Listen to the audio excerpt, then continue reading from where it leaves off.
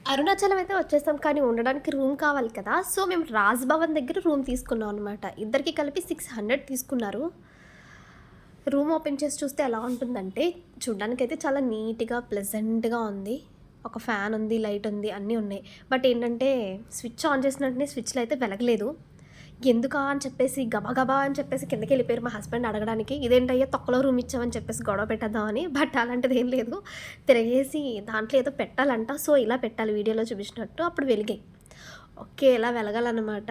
మనలాంటి ట్యూబ్ లైట్‌లకి అర్థం కాదని అనుకోని సరిపెట్టుకున్నాం. నెక్స్ట్ ఏంటంటే షెల్ఫ్‌లున్నాయి. అక్కడ షెల్ఫ్‌లో పెట్టుకోవచ్చు. ఒక వాష్ బేసిన్‌లా ఏదో ఉంది హ్యాండ్స్ వాష్ చేసుకోవడానికి. కాకపోతే ఏంటంటే అప్పుడే రంగులేసినట్టున్నారు. రూమంతా చాలా స్మెల్లొచ్చింది. మేమక్కడికి వెళ్ళిన రోజే ఫుల్ వర్షం అనమాట నైట్. అప్పటికే మేము అలసిపోయాము. అక్కడ చూడండి నేనక్కడ చూపిస్తున్నాను కదా! అక్కడ అంతా కొండ అనమాట. మామూలుగా వెలుగుగా ఉన్నప్పుడు ఏంటంటే మనకి కొండ, ఫుల్ కొండ కనిపిస్తది. అరుణాచలం గిరి మొత్తం కనిపిస్తది. బట్ ఏంటంటే వర్షం ఎంత హెవీగా వచ్చిందంటే అక్కడ మొత్తం అసలు కనే కనిపించట్లేదు. అయినా మేము వెళ్ళింది కూడా మొన్న వర్షాలకండి. అదే విజయవాడ మొత్తం వరదల్లో చిక్కుకుంది కదా! ఆ టైంలో వెళ్ళాము. కానీ మాకు తెలీదనమాట. అంత హెవీ ఫ్లడ్స్, అంత రైన్ వచ్చిందని మాకేం తెలియలేదు. మేము వెళ్ళిన ప్రతి చోట ఎండగానే ఉంది. అండ్ ఇక్కడైతే ఆ రోజు అలా కురిసింది. మేము తీసుకున్న రూమ్ అయితే చూడడానికి ఇలా ఉంది. కన్‌స్ట్రక్షన్ ఏదో అవుతుంది.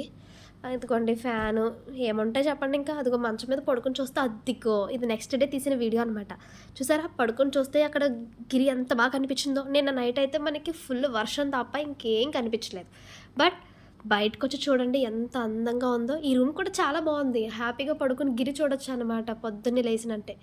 ఇంకేముంది ఫైనల్‌గా వాష్‌రూమ్. వాష్‌రూమ్ కూడా ఎలా ఉందో చూసేద్దాం. ఎలా ఉంది? ఇలా ఉంది వాష్‌రూమ్. ఎక్కడ ఉండేలాగానే ఉంది. కొత్తగా అయితే ఏం లేదు.